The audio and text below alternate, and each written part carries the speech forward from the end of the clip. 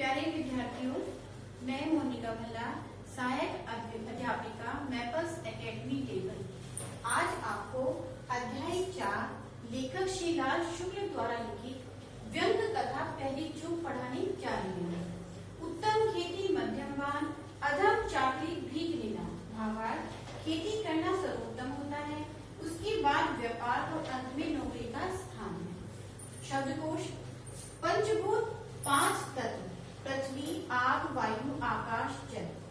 पंचगव्य 5 वस्तुएं दूध, दही, घी, गोबर, गौमूत्र। कार्लाइल स्कॉटलैंड के एक प्रसिद्ध दार्शनिक थे। टॉल्स्टॉय रूस के एक सम्मानित लेखक थे। वॉल्टेयर फ्रांस के एक महान लेखक थे। पहली जो कहानी में श्रीलाल शुक्ल जी ने प्रशासकीय व्यवस्था की विचित्रता और अज्ञानता पर प्रहार किया है। कृषि संबंधी घटक एवं व्यवसाय गांव में होने चाहिए, लेकिन वे शहर में है। इस कारण कृषि कार्यों में बाधा आती है। कृषि कार्य फिल्म व पुस्तकों की अपेक्षा प्रत्यक्ष रूप में खेतों में किया जाए तो फलदायी होगा। इसे पढ़े लिखे नौजवानों को समझने की जरूरत है। लेखक नौकरी के अभाव में गांव जाकर खेती करने का निर्णय लेता है। शहरी होने के कारण उनके चाचा खेती करने के लिए मना कर देते हैं। उनका कहना था कि खेती के लिए अथक परिश्रम में मिट्टी गोबर से खेलना पड़ता है, जो शहरी व्यक्ति नहीं कर सकती। लेखक फिर भी निश्चय कर लेता है कि वह खेती ही करेगा। वह अपनी चतुराई से चाचा को प्रभावित कर लेता है। मिट्टी का स्थान पंच तत्व में है। गोबर पंचगव्य में से एक है। खेती की बड़े बड़े विद्वानों ने प्रशंसा की है। कार्लाइल ने खेती पर बड़े बड़े लेख लिखे हैं। टॉल्स्टॉय एक किसान बन गए। वोल्टेयर बागवानी करते थे।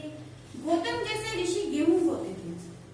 खेती उत्तम व्यवसाय है, यह लेखक सिद्ध कर देता है। शहर में कॉफी हाउस, क्लब, सिनेमा आदि में घूमने वाले युवा गांव में नहीं रह सकते। गांव के वातावरण से मनुष्य सिनेमा के माध्यम से परिचित हो जाता है। खेती का प्रचार सिनेमा के माध्यम से ही हुआ है, जिसमें अभिनेता किसान की भूमिका अदा करता है, गीत गाते हुए खेती करता है, जिससे शहरी युवा खेती की ओर आकृष्ट हो जाते हैं। चाचा हारकर लेखक को खेती करने की अनुमति दे देते हैं। उन्हें बता देते हैं कि गन्ने के खेत के पास बाजरा खड़ा है। वह आदमी को बाजरा समझ रहे हैं। यह जानकर लोग खूब हंसते हैं। लेखक अपनी गलती छिपाने के लिए मजाक का बहाना करता है। लेखक फिर गलती करता है कि मैं तो बाजरे के पेड़ की छाया ढूंढ रहा हूँ। यह सुनकर और लोग जोर जोर से हंसते हैं। इस घटना के बाद लेखक कृषि का विस्तार से अध्ययन करते हैं। इससे लेखक को ज्ञान प्राप्त होता है कि आदर्श खेती गांव में नहीं, शहर में ही है, क्योंकि कृषि संबंधी बीज, उपकरण आदि शहरों में ही उपलब्ध है। अतः लेखक शहर में लौटने का निर्णय ले लेता है। धन्यवाद।